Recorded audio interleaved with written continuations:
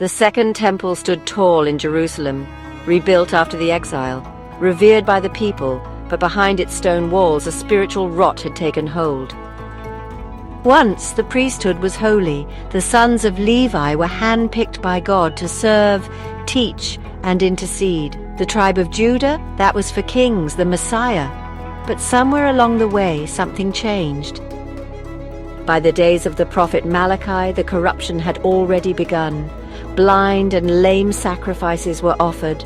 The priests no longer feared God. The covenant of Levi was broken. Foreign wives, greed, and spiritual apathy swept through the ranks.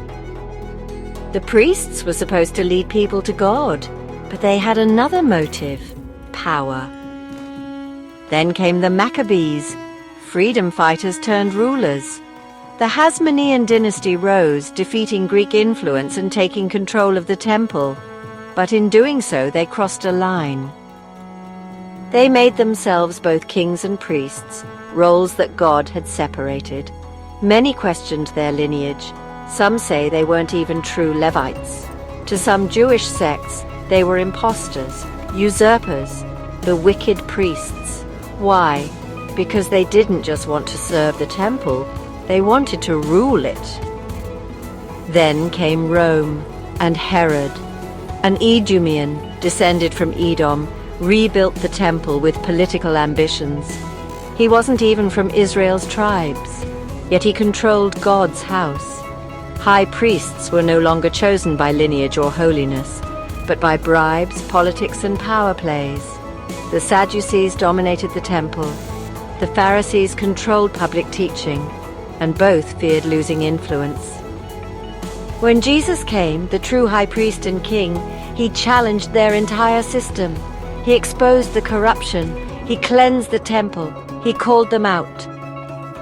He said, "You are of your father, the devil. You shut the kingdom of heaven in people's faces." They fought for the temple because they wanted power over the people. But they forgot the temple belongs to God, and when he came to reclaim it, they crucified him. Today the temple is no longer stone and gold, it's built with living stones. The covenant of Levi was broken, but Christ brought a better covenant. He destroyed the works of the devil and reconciled the world back to himself. Today, we are the temple of God. His law is inscribed on our heart. So there is no more need for a third temple, as that would mean God would leave us and return into a temple made with hands.